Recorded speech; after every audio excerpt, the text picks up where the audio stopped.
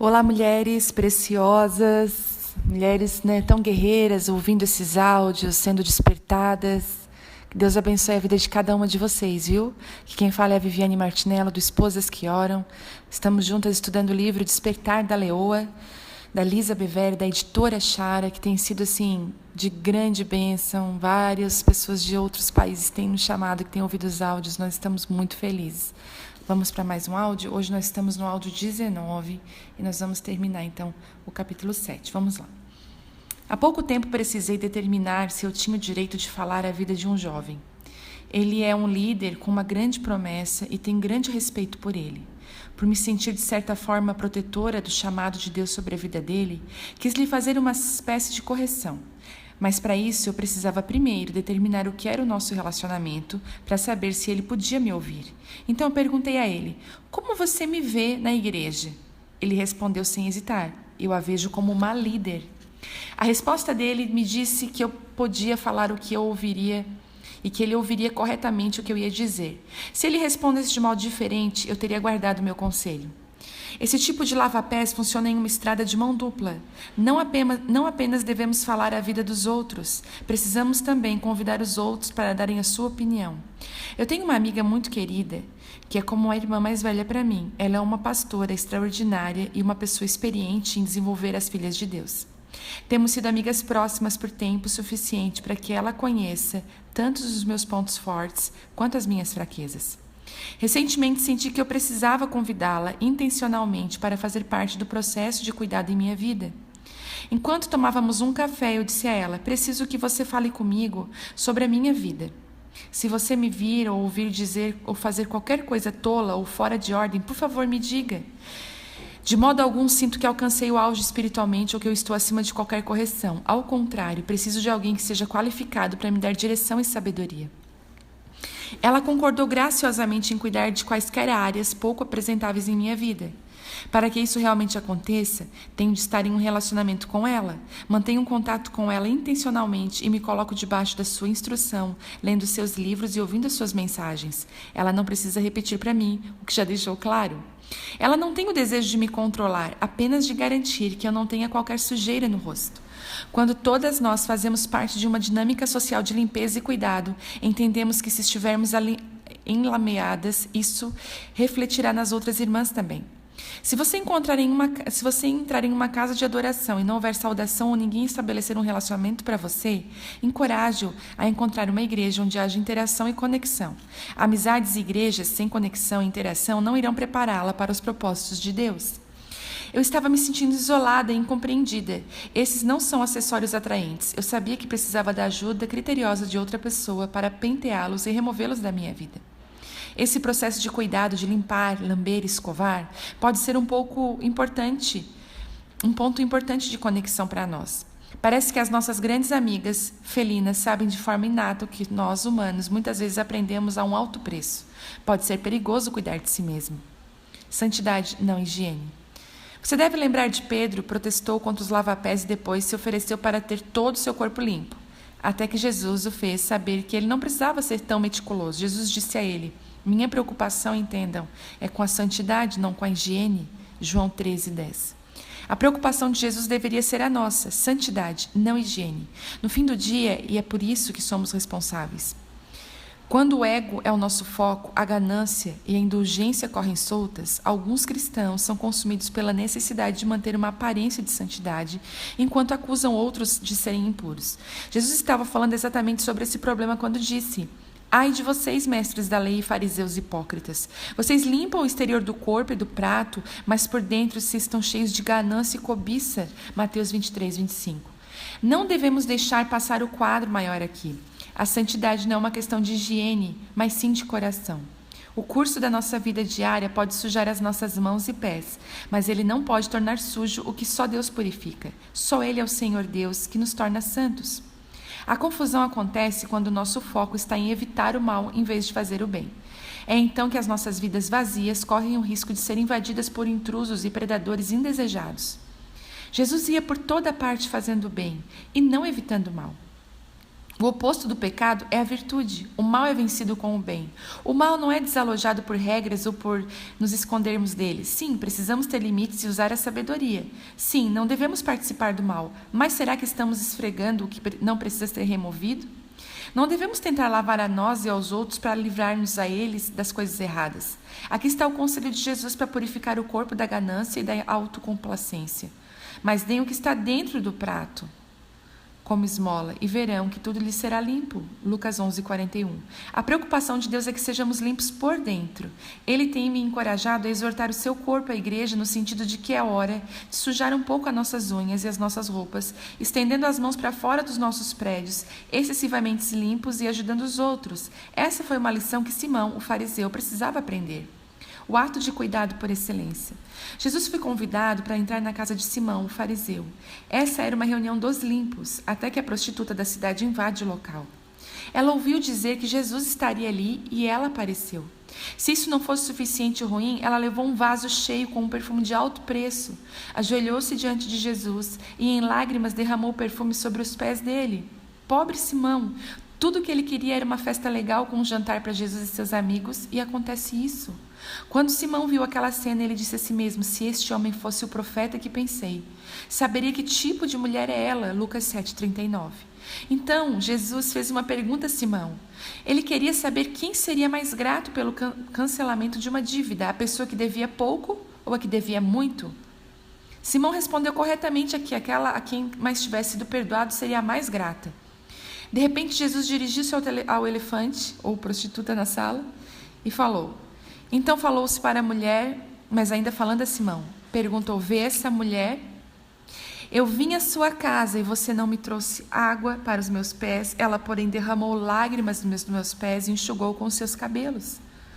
Você nem me cumprimentou direito, mas desde a hora que cheguei aqui, ela não se cansa de beijar os meus pés. Você não me recebeu como é de costume, derramando azeite em minha cabeça, mas ela perfumou meus pés. Não foi assim mesmo? A razão de tudo é que ela foi perdoada de muitos pecados. Por isso, está tão agradecida. Quem recebe pouco, o perdão mostra pouca gratidão. Lucas 7:43. Esses versículos são um relato do que Jesus disse sobre essa mulher na presença dos especialistas religiosos.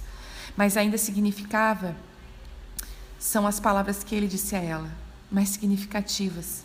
Em seguida, Jesus disse à mulher: eu perdoo os seus pecados. Na mesma hora, os outros convidados começaram a criticá-lo.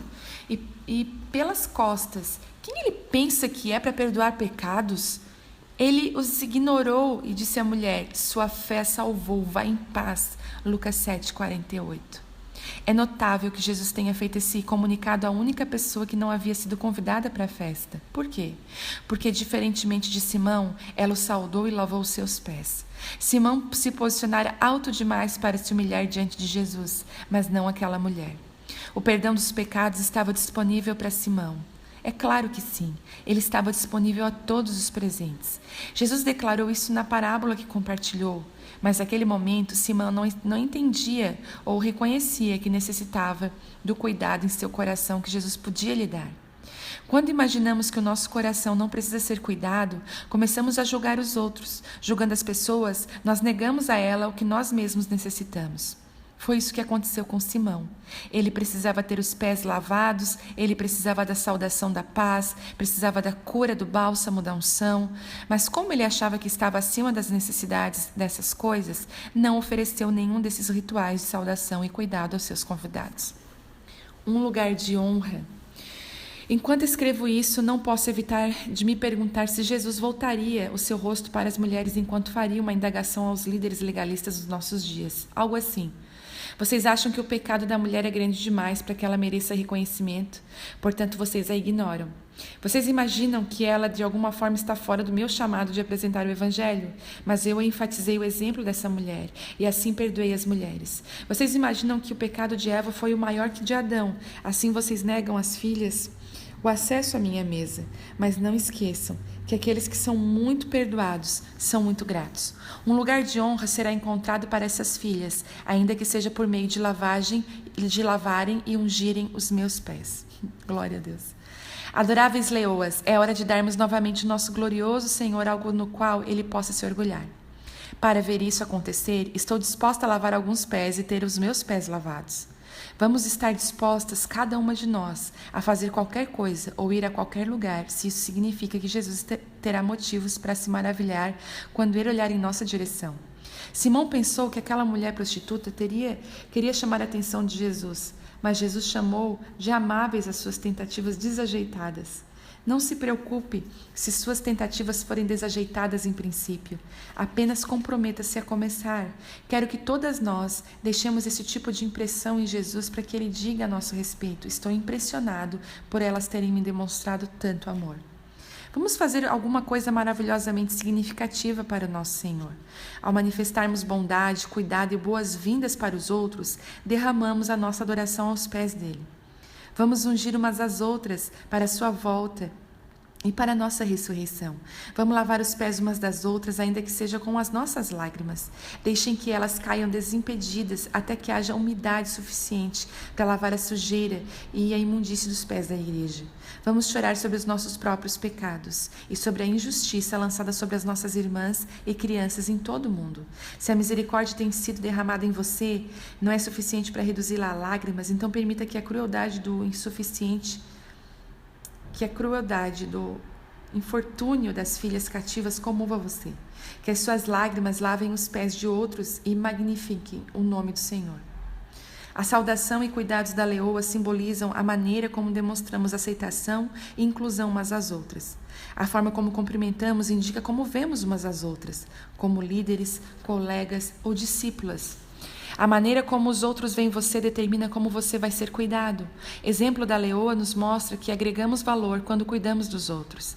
Nesse reconhecimento, mostramos honra, humildade e respeito. Nosso cumprimento deveria ser: eu conheço você, eu valorizo você, importo-me com você. Agora, quanto à lama daquele lugar difícil, deixe-me ajudá-la a lavar isso. Acabo de voltar de 2 dias do meu encontro regular de leoas. Quando nos encontramos, nós nos abraçamos, sentimos-nos confortáveis e confortadas com a presença uma das outras. 6 de nós ocuparam 2 quartos de hotel. Nós dormíamos e acordávamos juntas. Ao longo do dia, compartilhávamos cafés e refeições. Nós nos reuníamos de pijama, saudávamos e cuidávamos uma das outras até tarde da noite. Aprendemos a ser abertas e a compartilhar livremente quem somos umas com as outras. Nesse doce núcleo de amigas, há mães de coração partido, uma hóspede temporária inquieta, uma guerreira cansada e uma visionária empolgada. Passamos nossa primeira noite saudando umas às outras. Amo você, senti sua falta, e acordamos no dia seguinte para iniciar o processo de cuidado. Como você está? Conhecemos os pontos fortes e fraquezas umas das outras e entendemos que às vezes eles são os mesmos. Fazemos perguntas difíceis umas às outras, juntas nós rimos, choramos, oramos e confessamos medos, pecados e fraquezas. Encerramos orando uma pelas outras e por nossos filhos e por nossos futuros. Saio exausta, mas com os carrapatos retirados, a poeira escovada e os meus pés lavados. Aprendi a abraçar o processo de cuidado porque sei que essas irmãs, leoas, me amam e se importam comigo. Sei que elas são em minha vida e elas sabem quem eu sou na vida delas. Às vezes discordamos, mas isso não significa que nos separamos. Quem são as mulheres que estão na sua vida e que precisam ser saudadas?